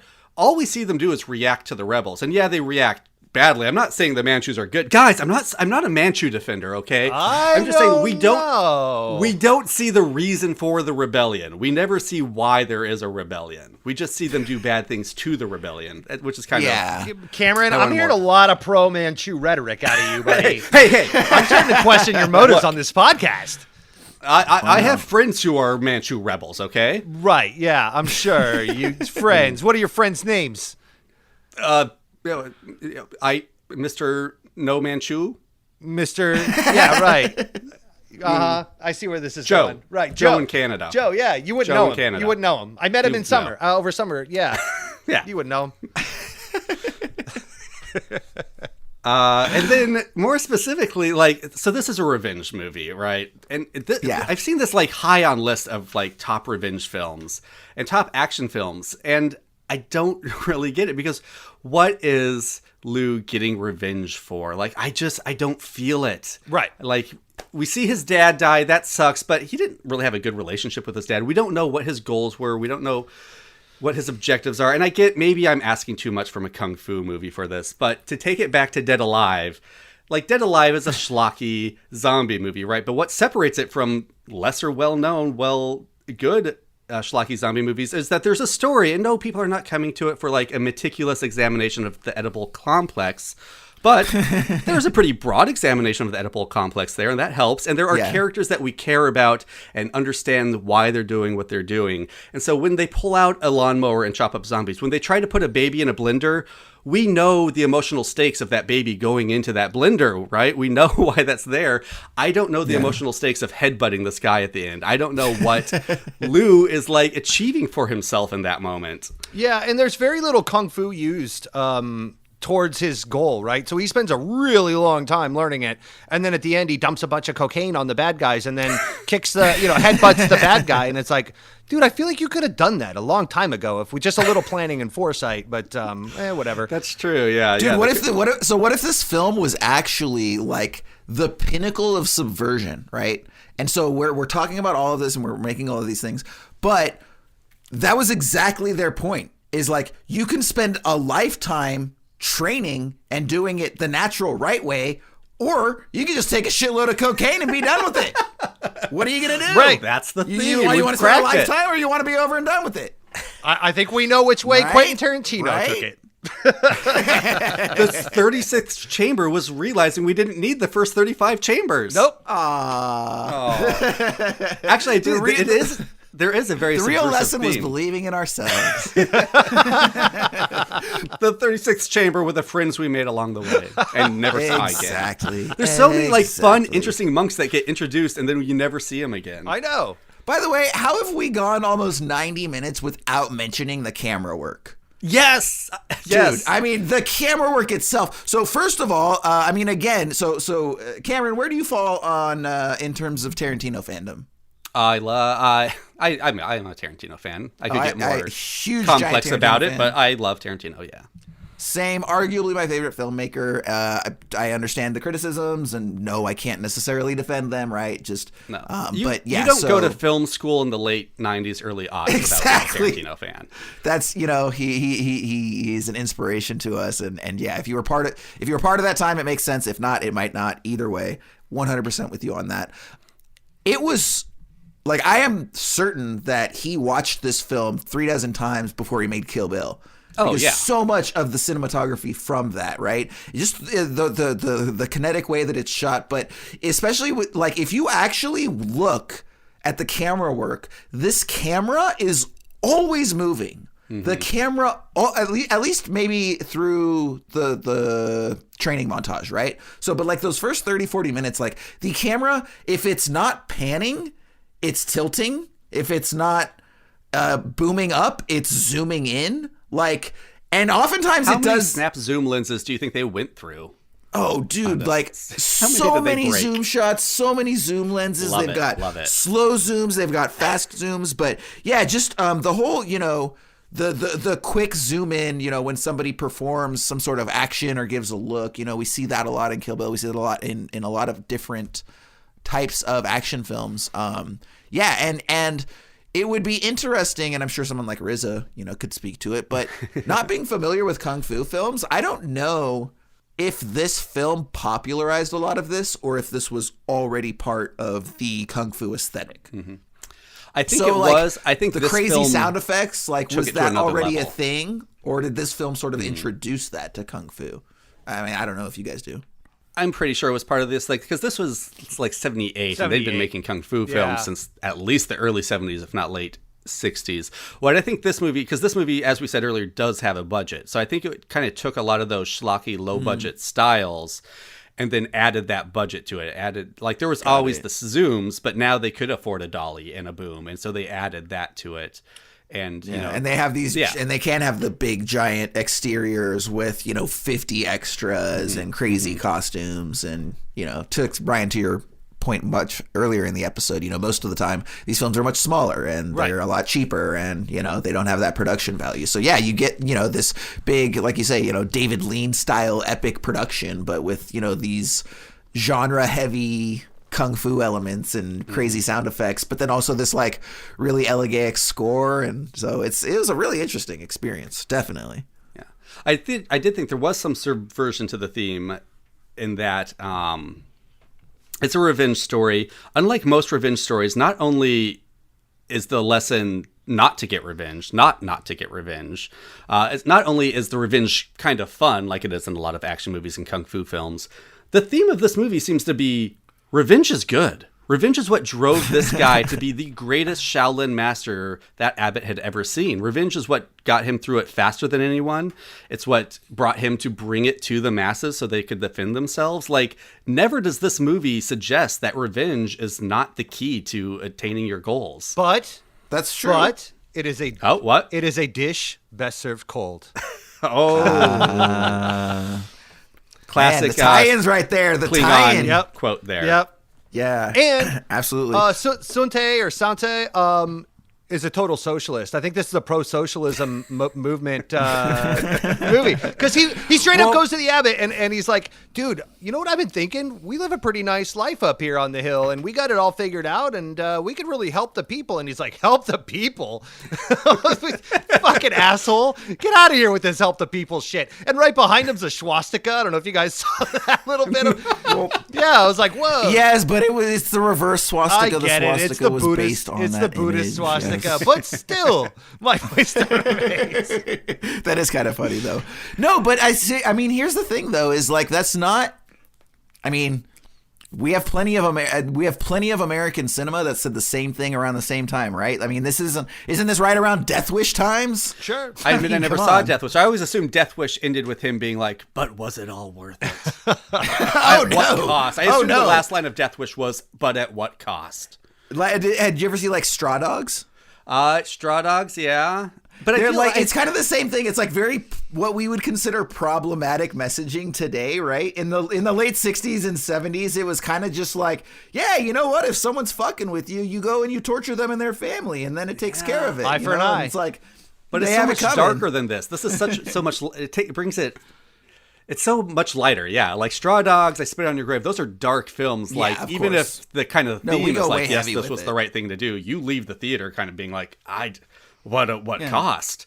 I feel dirty. This you leave kind of wanting to do kung fu. Like I had to set up a little kung fu training course for my son after we watched this. Just headbutt your problems away. I'm telling you, I feel like it was probably indicative of the time because, I mean, think about late 70s, early 80s cinema. And yeah, you know, right off the bat, I'm thinking Death Wish, like I said, Dirty Harry, perfect example, right? So I think, you know, there was probably something in the water or the air at the time relative to, you know, social movements, things that were going on that, you know, we're probably not versed enough in. But yeah, I'm sure it was a reflection of that. But also, I mean, this was a Japanese film. Is that correct? Chinese. Okay, perfect. Yeah. So that makes perfect sense because Hero that we looked at last year, kind of the same way. Like I think that with Jet Li, a lot of exactly. So I think that with a lot of Chinese films, you know, especially just the whole battle for communism over there and everything. I think that a lot of the films that we've seen sort of, if they don't directly deal with that, it's definitely a large part of it, you know. And I'm sure it's a large part of just the culture is, again, just deciding whether you're like pro or anti-communism and how all of that folds into that, you know. I'd imagine there's something there. Yeah. But yeah, when the film ends, we've basically got Liu, and he, you know, fights the big baddie with the tri ninja chucks. I call them tri chucks, and defeats the, opens up the 36th chamber, which is him teaching the people.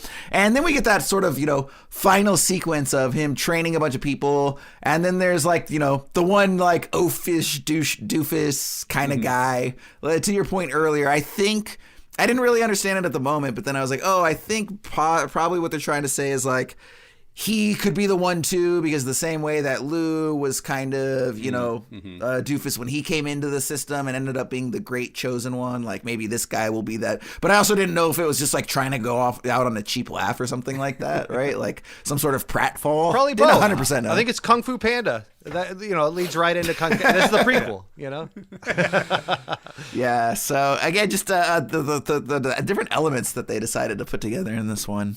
Pretty interesting. You don't necessarily see all these things, again, this classical score combined with these, genre sound effects combined with this big, awesome cinematography and but yeah, so all of that combines for an interesting experience. And so yeah, that was the 36th chamber of Shaolin, and we're going to go ahead and wrap things up as we do here with our 3 adjectives feature. Ryan, I'm gonna let you go first, man. I always let you go first. Well, I got engaging. This movie was just drew me in. It gave me more than I expected. It just was really rich in texture. It had a lot of layers.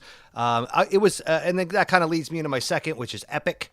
Again, very unexpected for this film to be as big and broad in scope as it was. It felt like the 10 Commandments or Lawrence of Arabia, but a kung fu film with all the sound effects and cheap dubbing and all the stereotypes that we know and love.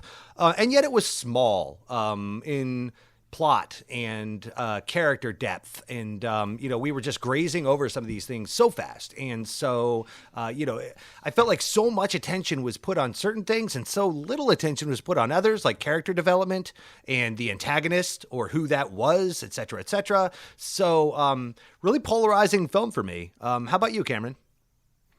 Yeah, I mean, generally same ideas. Let's see, my 3 adjectives. I think I'm going to start with just bare-chested. And I think that kind of sums up the aesthetic of this kung fu film. It takes in that kung fu vibe and it gives you what you want and expect from a kung fu film. And part of that is just seeing a bunch of really physically fit dudes doing really physically fit things and covered in sweat or waterfall water or whatever it is. That's what I'm here for. This movie delivered that for sure. I will say balanced. I was gonna say vibrant or something. I think balanced works because that sounds very zen, but it manages to take a whole lot of different tones and really kind of balance it out well. And say what you will about the end and the beginning, they were equally balanced, I feel, on either side of the story it really wanted to tell, which was the all 35 chambers. And then I don't know if this is real world, but to kind of your point, Ryan, I'm going to say stakeless. This movie did not have the stakes it really needed to be that action film, to be that revenge film it wanted to be. It was definitely a movie that wanted to tell the story of Shaolin and Buddhism and Zenness and the heart of Kung Fu. And then all the action stuff was kind of tacked on. And without the stakes, it felt a little empty. Yeah, it's Ocean's 11 without the casino. It's like, let's just... we'll get to the casino later. It's like, wasn't that the whole... It's Ocean's 11 without Danny Ocean and what's his face? Without the love triangle. Right. Without and all of it. It's just a heist. Yeah. It's just a heist for no reason. But not even a heist. Sake. It's like it's just the planning phase of the heist. It's a lot of blueprints. Yeah. Awesome. Yeah, so pretty much kind of similar for me there. So my first one is Kinetic. Just a very sort of vibrant, high energy style filmmaking. Like I said, a lot of those zooms and fast cuts, really, fast paced. So it moves quickly until it doesn't. But even then, it still moves along. My second one is Opulent, just in terms of the nature of the production. Very big, very grand in terms of the costumes and the theatricality. We've got these dudes on horseback strutting in, lots of extras. And then even when it's not, we still get the very vibrant costumes and things of that nature. And I suppose kind of keeping in with Kinetic, but over the top, which is just, not only when you're talking about the sound effects, of course, just that super ridiculous over the top. The performances tend to be very broad in films like this. There's not really a lot of room for subtlety in this type of picture. So I would say it's so hyperkinetic, opulent, and over the top. Now, we are going to go ahead and formalize our ratings here. Now, Cameron, I'm going to let you start with this one. Okay. You can do three things. So you can do the star rating out of 5 like I do. You can do the grade rating A through F like Ryan does, or you can do a third as to be determined thing of your own volition. What you got? Sure. I'll beam in our rating system from Green Shirt, A Newbie's Trek to the Next Generation. Check it out on your podcatcher of choice. We usually just come up with a 1 through 10 rating based on something from the movie or episode we just watched. So I'm going to say 1 out of 10 chambers. Where would I put this film? And then we also cheat and do decimal points. So I'm going to say a 6. It's going to make it through the 6.5 chamber. It's definitely worth watching. It's a good film. I might even seek it out to watch it again, especially after maybe watching some more Kung Fu films and then rewatching this to see how it falls in with the greater context of everything. But at the end of the day, it does kind of feel like, maybe Gordon Liu's performance aside, it feels like any other Kung Fu film I saw. So I don't know if for me it raises to the cream of the crop. Got it. Cool. Ryan, what you got, man? I'm just wondering what's in the sixth chamber. I'm curious what the sixth chamber would be that he has to get. that this film has to get through? Yes. Stakes. The sixth chamber is stakes, and this film got stuck there. Ah, man, yes. No, as many stakes as a salad bar. This film, I'm going to give a B-. Nice. I think that it just really suffers for, again, low stakes, no antagonist, not really any motivation, and yet somehow, despite itself, I was super interested in everything that was going on. Again, the camera work, the music, the sound effects, the the characters that it was introducing and saying goodbye to almost immediately thereafter. All of it was just fun romp. I was expecting a completely different film than what I watched, so I would recommend it. I think that it's I could see why it's a staple in the Kung Fu genre of films. And it's definitely interested me to go deeper down this rabbit hole. But yeah, I don't think this is the end all be all of this genre either. I think that it kind of suffers a little bit. So B-. Nice. Yeah, I'm a little bit closer to Ryan than Cameron, I think. So I'm gonna give this. I'm actually giving this a solid 4 out of 5 stars. Wow. Now for me, here's the thing. So Ryan, we've talked about this before. Largely my ratings are reflective of my experience, right? Like if you're going to ask me like, on an intellectual level, what type, how many stars would you give this film? Probably closer, 3 to 3.5, right? Like there are a number of issues with it. But when I sit down and I think about my experience watching this movie, like I enjoyed this movie, right? I was in it the whole time. I never got bored. Ryan, it was classic Hallmark, right? Like, what's your thing? Like, what are your hallmarks of a good film? Like, how often do you check your phone, or how often do you want to check your phone? Never, not the entire time. For 2 hours, I never felt, restless, antsy. Even as I'm taking my notes, like. So I just really had a good time with this film, and I appreciated the scale, the scope, the cinematography was amazing, the acting was great. And here's the thing, I almost feel like I would even that rating could even bump up a little bit if I was to watch the original Mandarin language, because like I said, the subtitles were brutal to get through, and it's like a lot of stuff about halfway through you kind of settle in, and just kind of take it for what it is. But yeah, I really enjoyed this one, and I'm giving it a solid 4 out of 5 stars. So that is our discussion here. Wraps things up. Cameron, really appreciate you joining us today. Had a lot of fun talking about this movie with you. Absolutely. Thanks for inviting me. Yeah, definitely. So once again, everyone, Green Shirt Podcast. You can find him on all of the socials.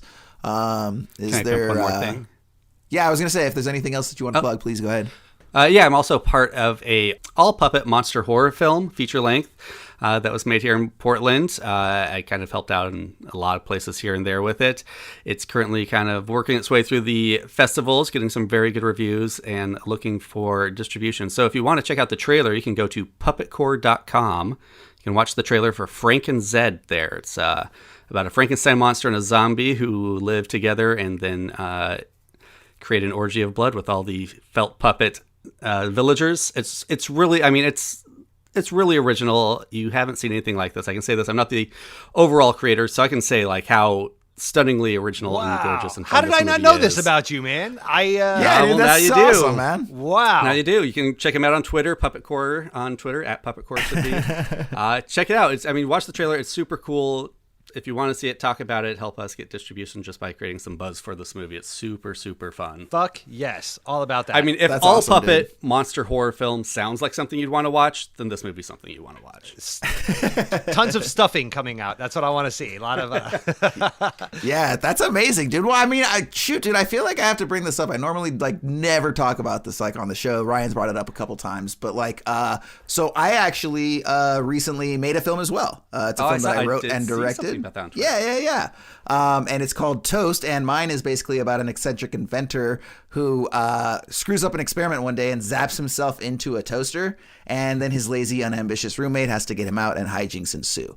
So we are in the same position, right? Our film's called Toast. It's working its way through the festivals over here in Los Angeles, and we will be looking for distribution as well. So let's help each other out, man. Yeah. In whatever ways we can. We'll touch base after this and maybe even try to find some, it sounds like in different respects, both of our movies would qualify for some of those midnight screening type cult festivals, Yep. So yeah, man, we should see what we can do together. For sure. Awesome. Cool. Well, let's go ahead and in addition to plugging our personal works, we do have the show that we would like you guys to help spread the word about, right? So we've got Esoterica Cinema on the Twitter and the Instagram. You should be following those, as well as the website, esotericacinema.com. We do have a web player up there with the current episodes that you can always listen to. You can access the past episodes. We've got the animatics and, of course, our master list that we always encourage you guys to download and follow along with as we select our random films at the end of every episode. Once again, we are looking for 30 films to replace the ones that we look at in season 2. And we'll need those, I don't know, sometime within the next 6 months. So anybody out there, feel free to hit us up on any of the socials or at esotericacinema@gmail.com. Let us know what films you would like us to review. We'll put it on that list. Maybe it never gets pulled. Maybe it gets pulled the next episode. Who's to say? That's how the Wheel of Chance works. And then, of course, we've got the personals, Ryan_Siebold on the Instagram, at the Ryan Siebold on the Twitter, and then I am at Jason Aberrant, 1B2Rs on both platforms. So, with that all out of the way, we get to one of my favorite parts of the show, where we get to select next week's film. Just a bevy of possibilities, and who knows what we're going to come up with. I'll tell you what, Cameron, I will throw this your way because you seem like a pretty creative guy. So if you want, you can just do straight 1 through 200 and give me a number. Or if you want, you can come up with, you can give me 2 numbers and we'll average them or add them or what. Or either way, I need some way to get to 200, to get to a number between 1 and 200. What you got for me? All right. Well, I mean, we now know what the 37th chamber of Shaolin is. Let's find out what the 38th chamber of Shaolin is. Hell yeah, buddy. I love it. Hell yeah, buddy. Way to go, dude. That was well done. Well done. Okay, so. Wait, what film did we just... Wait, we just watched the 36th. Oh, but I was in the 37th with Ryan. Okay, so yes, I'm sticking with 38th. Keep it. Okay, we're sticking with 38? Okay, 38. Either way, we're in a really good section. We win regardless, so Okay. But we're going with 38 here, okay? So, again, everybody at home who has downloaded their master list gets to go ahead and check out what 38 is right now. And for everyone who doesn't, don't you feel bad that they know what movie I'm talking about right now and you don't? I mean, come on. Get on with board the with program, losers. Yeah. What film are we talking about, Jason? So Cameron, for 38, we are going to look at the very first film from arguably the most popular filmmaker to ever grace the earth. Hold on. Is it Wait. Is it Duel? It is Duel! Say Duel. Yes! It is Duel, yes. Wow. Steven Spielberg's made-for-TV film, Duel, his very first. I've never seen it. Have you guys ever seen it? I have, a long time ago. Same. But I've seen it. Same. Yeah. So, It's so good. yeah, I so, remember enjoying it. Yeah. Yeah, it's we do a lot of we like to put a lot of like first filmmakers because like I wouldn't even be surprised if a lot of kids think Jaws is like his first film. Oh, sure. He's He's even got a couple made-for-TV movies before Duel that I really want to check out. They show here at the aforementioned Hollywood Theater sometimes, and I haven't yet, but he's done some pretty low-budget made-for-TV movies that are supposed to be okay. Yeah. I mean, we all got to cut our teeth somewhere. So yeah. So yeah, Ryan, I believe you have a description of this one for us. Yes, I do. Duel from 1971 is described as David Mann, a mild-mannered electronics salesman, is driving cross-country on a 2-lane highway when he encounters an old oil tanker driven by an unseen driver who seems to enjoy annoying him with dangerous antics on the road. Unable to escape the demonic big rig, David finds himself in a dangerous game of cat and mouse with the monstrous truck. When the pursuit escalates to deadly levels, David must summon his inner warrior and turn the tables on his tormentor. Now, not only is this directed by Steven Spielberg, but it's also written by Richard Matheson. A little bit of trivia for you. Wow. Yeah. No way. Yep. So we get a little... man. Cam, are you familiar with Richard Matheson? Yeah. Dude, Twilight Zone guy, wrote I Am yeah. Legend. That's just right. Brilliant. What Dreams writer. May Come. Tons of stuff. Yeah. Here's the thing. Here's the thing. Oh, the original story? The Omega Man. All kinds of I was stuff. going to say, though, every single classic Twilight Zone episode is either a Rod Serling script or it's a Richard Matheson script. Right. Like, he has done, 5 characters in search of an exit. So many good ones, dude. Yeah, dude's a legend. Yeah, I've never read any of his original works, but I've definitely, seen his impact on society. Yeah, Right, I've only read I Am Legend of his, but it was a fantastic book. Better book than movie, even though I didn't hate the movie. But it's a really, really good book.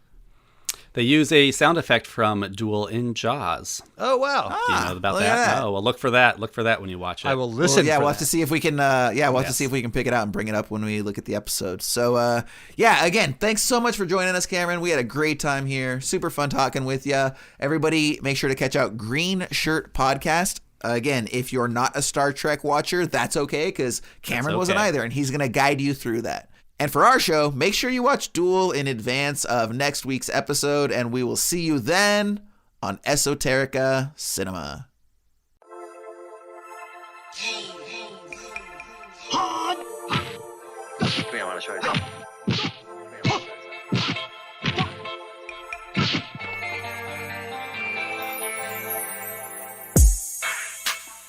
But I've been striking out.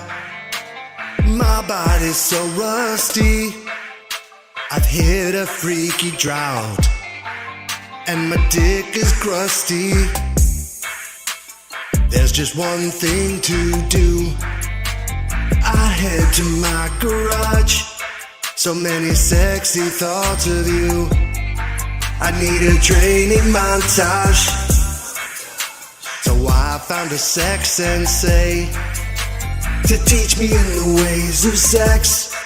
He had me wash and wax his car. I had to sand and paint his fence. Then I cleaned his whole damn house. Washed all of his laundry. I think I'm catching on. Don't forget to breathe. I'm finally getting horny. So you can keep all the 36 chambers of death. I'm going deep in the 69th chamber of sex. Here's your inhaler. I know you've got shortness of breath. You'll need a mop and a bucket just to clean up the mess. Girl, this is the deep voice part. You can't see me right now, but my shirt is unbuttoned and the fan is blowing on me. That's how much I love you. Your clit's a speed bag that I hit with my tongue. If I could find it. Uh-oh. Be cool, man. Just be cool. Be cool. Holy shit. Are you seriously still singing? How many times have I told you to get the hell off my porch? Seriously, Ryan, I've called the cops. You can't just keep showing up like this. We went on one date. And why does your friend have his shirt off? I was doing the deep voice part. Yeah, he was doing the deep voice part. Get the hell out of here, both of you! Come on, let's get out of here. Meet you here tomorrow, same time? Yep, same time tomorrow. See you then.